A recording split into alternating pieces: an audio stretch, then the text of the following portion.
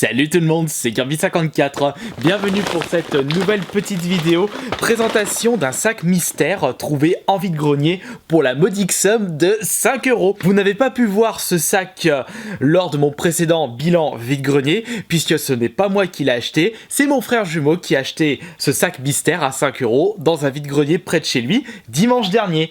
Et comme il était passé chez moi pour faire une petite partie de Puyo Tetris, il a amené un sac et il m'a dit « J'ai trouvé tout le contenu de ce sac pour 5 €. Est-ce que ça t'intéresse d'en faire une petite vidéo ?»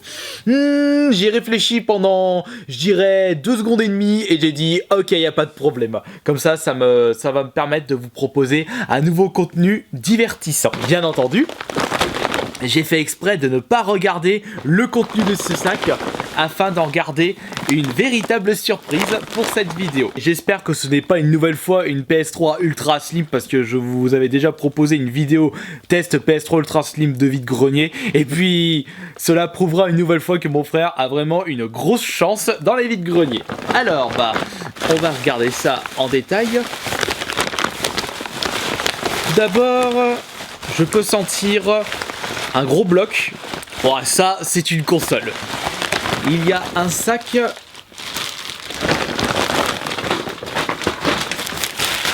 Un sac vide. Putain, tu m'as pris pour les poubelles, Johan. Ouais, là, il y a encore un autre sac plastique. Super. J'espère qu'il a pas mis 5-6 sacs à l'intérieur. Parce que ça va pas le faire. Là, j'ai des câbles. Est-ce que je peux récupérer les câbles avant la console ? Ouais, je peux sentir la console là. Allez. Premier câble. Câble RCA. Avec... on a encore le droit à une PlayStation dans ce sac. Ah, peut-être que c'est un câble de PlayStation, mais ce n'est pas une console PlayStation à l'intérieur. Peut-être qu'il a décidé de me faire une petite farce, Johan. C'est tout à fait possible. Mais au vu de la gueule du câble, si c'est le bon câble, c'est soit PS1, soit PS2. Modèle fat ou slim, à voir. On va d'ailleurs récupérer le deuxième câble juste là. Non ? Un deuxième câble Péritel ? Mais pourtant il y a... Non, il y a qu'une console à l'intérieur. Ah, tiens, il y a la manette juste là. Bon bah... oh, c'est quoi cette gueule de manette ? C'est une manette... Attendez. C'est une manette non officielle PS1. Et au vu du toucher... Oh ! Le toucher est horrible pour les boutons et le joystick. Enfin, la croix directionnelle. Mais en ce qui concerne les boutons L1, L2, R1, R2, ça sauve la manette de la catastrophe. Par contre, il n'y a pas que les manettes. Il y a également des boîtiers de CD. Mais bizarre, parce que les boîtiers de CD ne sont pas hyper épais. Ils sont hyper fins. Comme si c'était des démos. Non, c'est pas une démo ça. Eagle One, c'est la première fois que je vois ce jeu sur cette console, enfin que je lis ce jeu tout court, fait par Infogrames. Donc Infogrames, c'est par exemple Tintin ou Tibet sur Super Nintendo, il est super dur ce jeu, ou je trompe.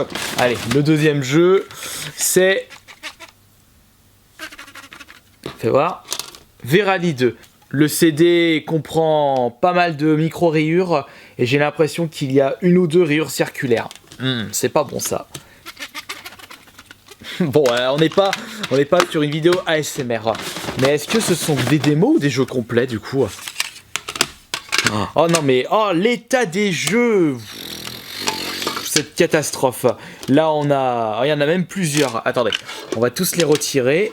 Ici c'est C3 Racing, de l'état je vous en parle pas. Là c'est Winter Release 98, l'état est assez dégueulasse. Ah, c'est un Megaman Battle and Chase. Ouh, ça c'est intéressant. Et ici c'est UEFA Striker. Ce sera avec plaisir de pouvoir jouer à un jeu de foot de la PS1 qui n'est pas un FIFA ou un PES ou un Didier Deschamps. La console, c'est une PS1. Ouais, c'est une PS1, mais c'est un modèle fat. J'avais raison. Et ce qui est bizarre, c'est qu'on a deux câbles Péritel, enfin un câble RCA pour cette PS1 et, bien entendu, un câble d'alimentation, très important. Et est-ce qu'on a le droit à une petite surprise du chef, même si il y a déjà pas mal de jeux dans cette console, tout a été emmêlé. Je vous laisse regarder en priorité, laissez la surprise, voilà. Est-ce qu'il y a un jeu dedans? Non, comme d'habitude. Ah, le bouton qui s'accroche. Va falloir décrasser tout ça. Il y a une dernière chose. Aïe! Non, je vous ai eu. C'était une connerie de merde. Et nous allons terminer avec un autre jeu de Codemaster, TOCA, Touring Cars Championship. Et il n'y a plus rien à l'intérieur. A priori, cette console est complète. On a une manette, on a les câbles, on a même un câble RCA en rab. Et on a tout un tas de petits jeux. Limite en loose. Certains possèdent les notices, mais c'est vite fait, on va dire. Maintenant, on va passer à la phase test de cette console. Pour le nettoyage, ce sera dans le cas où cette console ne marche pas. Et ce qui est cool avec l'achat de ce lot, c'est qu'il y a 2 cartes mémoire. Vous imaginez quand même que des cartes mémoire de la PS1 en cash, ils les vendent 5 € minimum. C'est toujours ça de gagner. Et on va pouvoir regarder et fouiner un petit peu à quoi jouaient les anciens propriétaires. Je pense qu'on ira tester en premier lieu le jeu de foot et le Megaman. Et pourquoi pas le jeu le plus rayé pour regarder en détail l'état de la lentille. Si elle arrive à lire les jeux ultra rayés. Et cela prouvera encore une fois que cette PS1... Oula, attendez. C'était déjà allumé, donc ça c'est pas bon. On va mettre UEFA Striker. Oh là, par contre, le jeu de foot a une jolie rayure circulaire et plein de poussière sur le dessus. Allez, on va regarder ça. Avant, on va regarder quand même les cartes mémoire. Donc, pour voir le contenu des cartes mémoire sur une PS1, il faut allumer la console sans jeu ou capot ouvert. Et on va aller direct dans les menus. Regardez. Hop. Et vous allez dans Memory Card. Et vous pouvez même insérer un CD de musique que vous pouvez lire avec votre PS1. Ah ouais, oh là, les temps de chargement pour une carte mémoire PS1.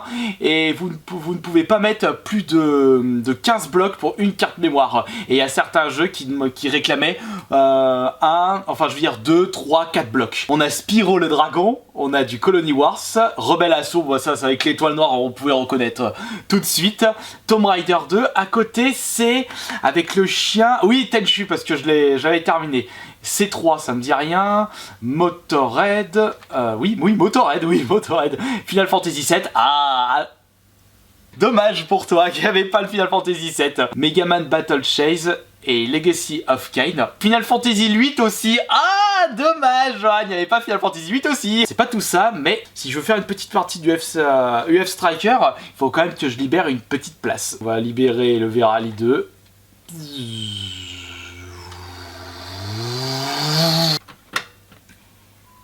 Ah, le petit bruit magique.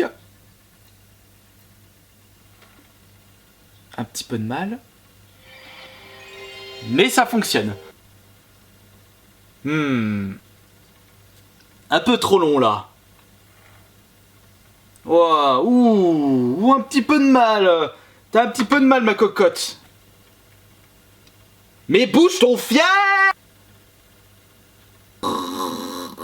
Bah alors, t'enchaînes, dégaine ta cartouche. J'ai vraiment pas que ça à foutre. Allez, on change de jeu.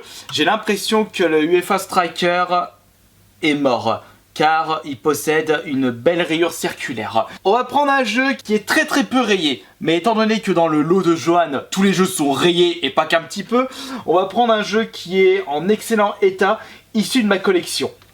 Et je pense que mon jeu le plus propre, c'est celui-ci. C'est Marvel vs Capcom, qui lui est dans un état irréprochable. Il n'y a pas un pet de rayure. Et j'espère que tu vas pas me l'abîmer, hein? C'est compris?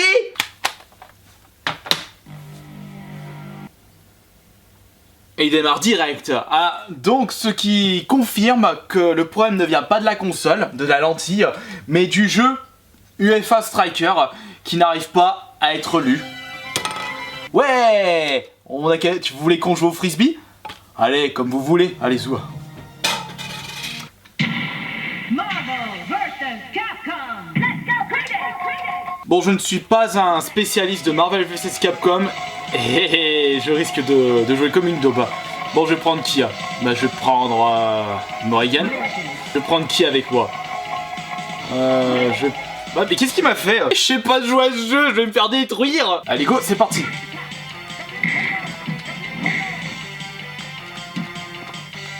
Oula, la manette bug. Le bouton carré qui marche à moitié. Si c'était moi, je l'aurais bien balancé dans la poubelle cette manette, mais comme ça, le lot vient de mon frère, il en fera ce qu'il veut. Ou alors, peut-être que je vais ouvrir la manette et essayer de la réparer. Mais étant donné que c'est une manette non officielle, j'ai vraiment pas envie de m'embêter. Je fais n'importe quoi, je sais pas ce que je dois faire. Enfin, je sais... Tiens. Je te porte. Les spécialistes des jeux de combat vont me détruire. Je sais même pas comment appeler son petit pote. Peut-être avec 2 boutons. Bon, qu'est-ce qu'il y a? Il arrête de me spammer, celui-là. Allez, vas-y, viens par là, mon joli. Ah, je vais mourir. J'ai jamais apprécié ce style de jeu de combat où vous, quand vous sautez, vous êtes en l'air du jeu et vous voyez plus rien. Mais c'est un style propre à Marvel vs Capcom. Enfin, j'ai jamais vu ce genre de gameplay de jeu de combat. Saloperie, il m'a eu. Enfin, de toute façon, j'arrivais pas à jouer. Par contre, je ne veux pas jouer davantage sur cette console qui ne m'inspire pas confiance. Donc, le jeu, qui est tout beau, tout propre, tout neuf, il va revenir doucement dans son boîtier d'origine. On n'a pas trop envie de les abîmer. Bah, referme. On est terminé pour cette petite vidéo. Présentation d'un sac mystère et logiquement un test du contenu de ce sac mystère. Et si vous avez bien aimé ce concept, je demanderai à mon frère jumeau de me ramener d'autres sacs mystères qu'il trouve dans les vides-greniers et que je vous présente ça en vidéo. Voilà, on se dit à la prochaine pour une prochaine vidéo. Bon, je dis encore 2 fois prochaine, mais c'est pas grave. Allez, ciao.